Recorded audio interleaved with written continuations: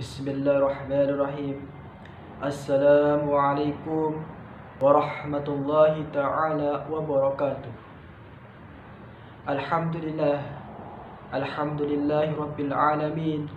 Wabihi nasta'inu ala umurid dunya waddin. Wassalatu wassalamu ala asrafil anbiya'i wal mursalin wa ala alihi wa sahbihi ajma'in. Amma ba'd. قال الله تعالى في القرآن الكريم أعوذ بالله من الشيطان الرجيم بسم الله الرحمن الرحيم وإذ قال ربك للملائكة إني جاعل في الأرض خليفة قالوا أتجعل فيها من يفسد فيها ويسفك الدماء ونحن نسبح بحمدك ونقدس لك قال إني أعلم ما لا تعلمون. Al-ayah Surahul Alim. Khilafah dalam bahasa Indonesia disebut kepemimpinan. Khilafah Islamiyah berarti kepemimpinan Islam atau sistem kepemimpinan Islam. Khilafah berasal dari kata bahasa Arab yaitu khilaf yang berarti pengganti. Secara terminologis, khilafah adalah jabatan tertinggi yang dipegang oleh Imam Azam dalam mengurus beberapa urusan dalam menjalankan syariat Allah SWT. Siapakah Imam Azam itu? Imam Azam yaitu penguasa tertinggi atau sebagai kepala negara. Maka dari sinilah muncul istilah Al-Khulafah Ar-Rasyidin, para pengganti Rasulullah sallallahu alaihi wasallam. Khulafah Ar-Rasyidin berarti pengganti Rasul. Adapun secara istilah Al-Khulafah Ar-Rasyidin adalah para pemimpin pengganti Rasulullah sallallahu alaihi wasallam dalam mengatur kehidupan umat manusia dengan adil, bijaksana, bertanggung jawab, menjalankan tugasnya dengan baik dan benar, dan selalu mendapat petunjuk dari Allah SWT. Tugas utama dari Al-Khulafah Ar-Rasyidin yaitu menggantikan kepemimpinan Rasulullah dalam mengatur kehidupan kaum muslimin.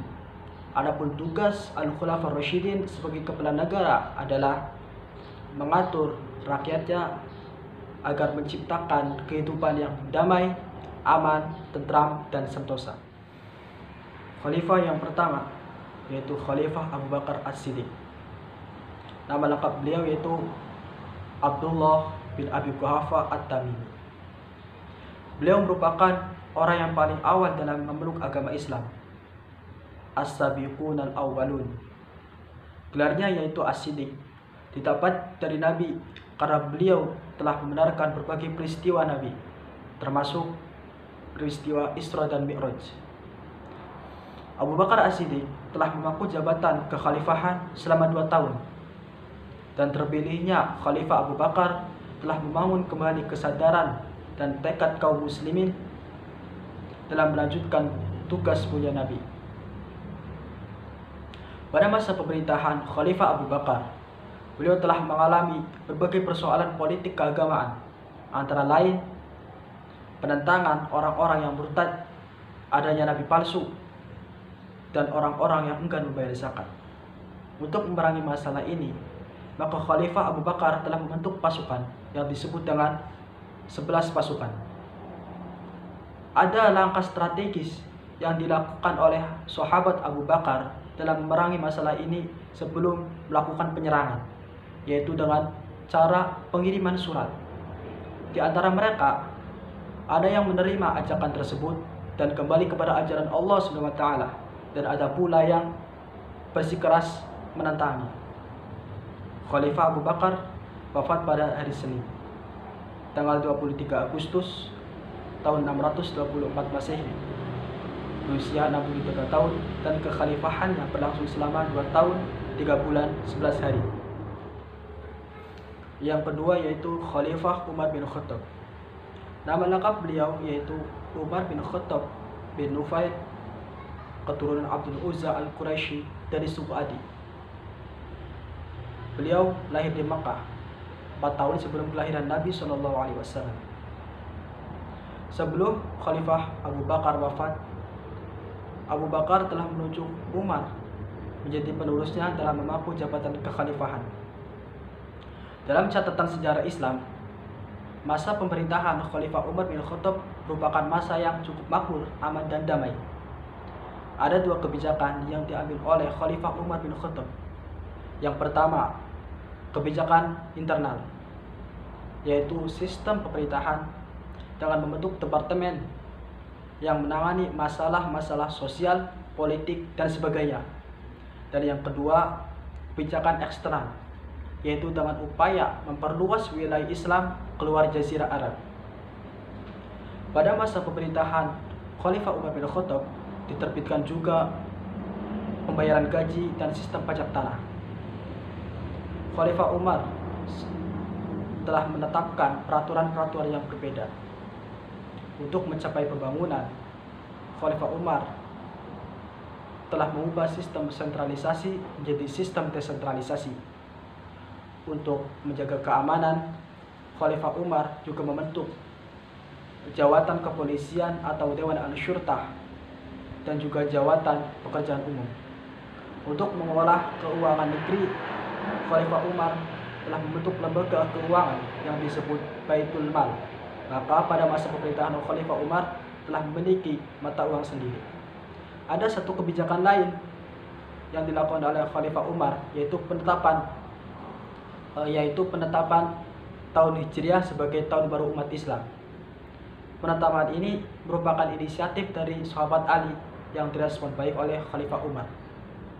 Khalifah Umar bin Khattab telah memangku jabatan khalifah selama 10 tahun, 6 bulan, 6 hari.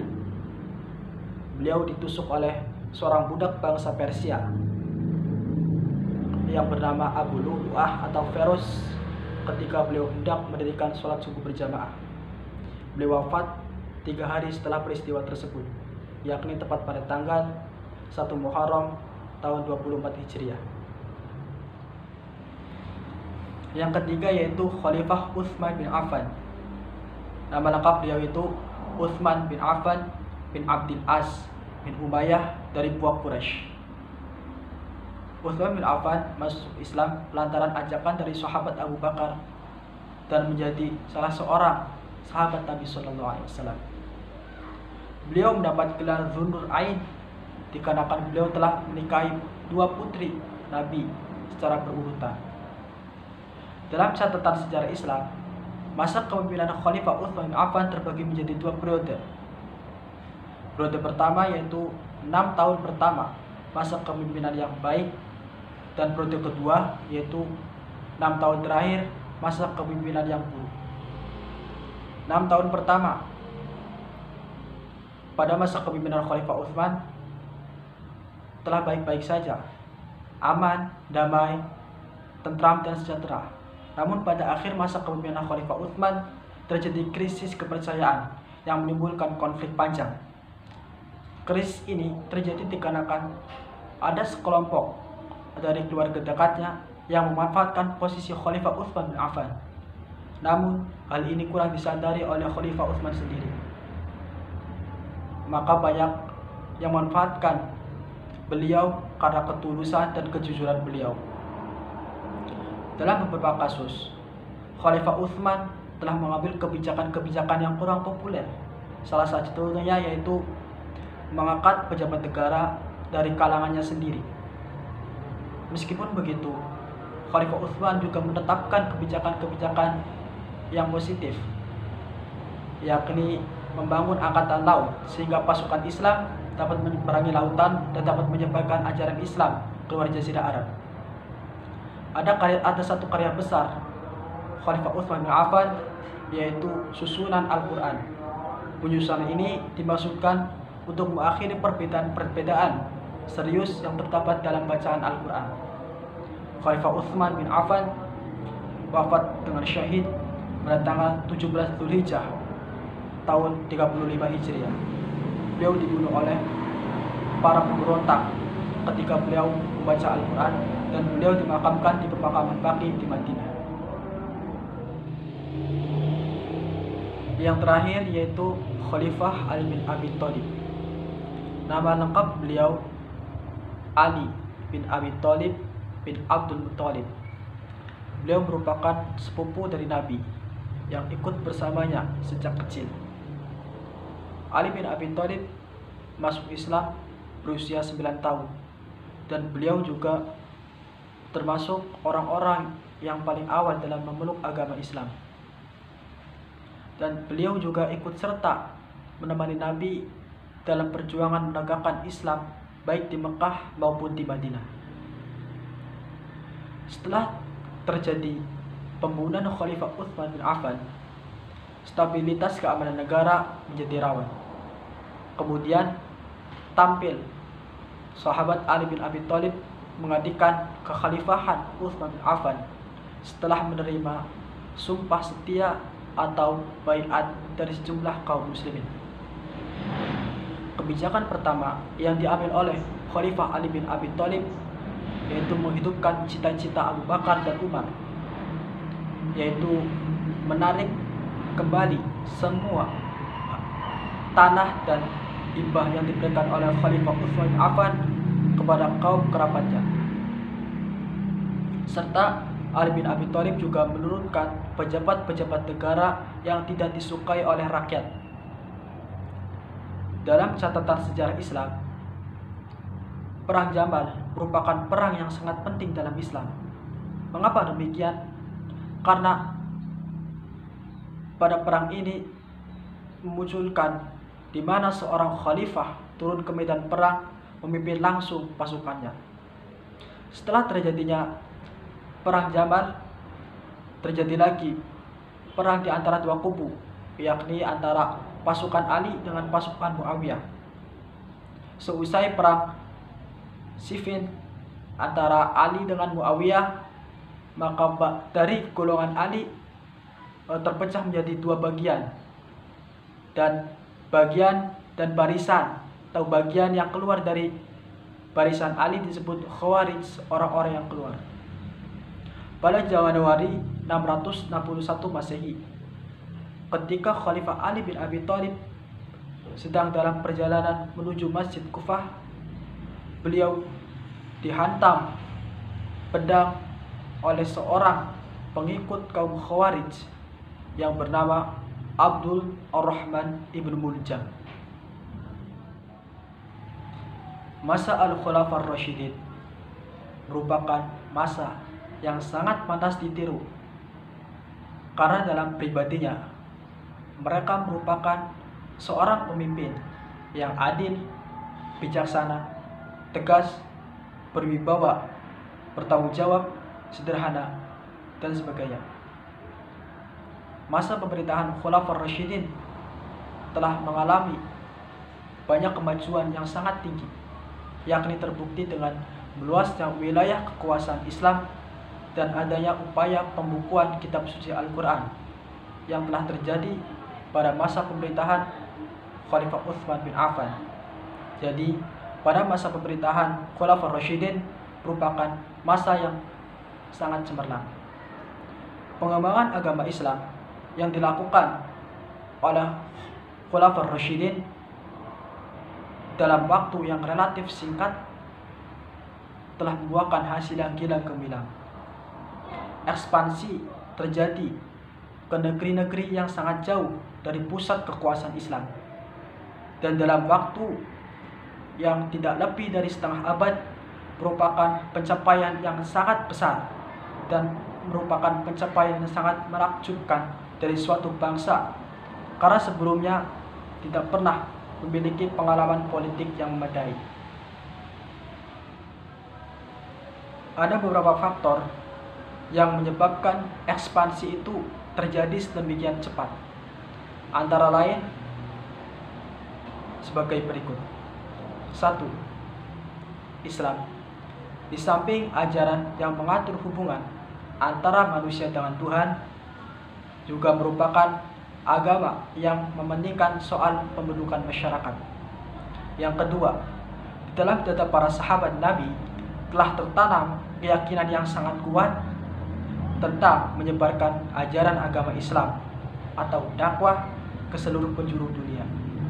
Yang ketiga, pertentangan di wilayah Bizantium yang mengakibatkan hilangnya kemerdekaan beragama bagi rakyat. Yang keempat, bangsa Sami di Syria, bangsa Palestina, bangsa Hamid di Mesir menganggap bahwa bangsa Arab itu lebih dekat daripada bangsa Eropa. Yang terakhir yaitu Mesir, Syria, dan Irak merupakan daerah-daerah yang sangat kaya.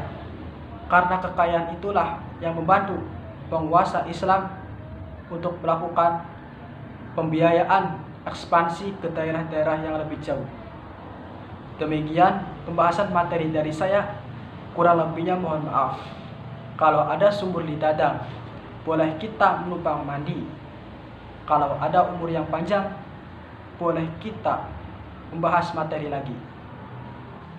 Subhanakallahumma wa bihamdika asyhadu an la ilaha illa anta astaghfiruka wa atubu ilaik.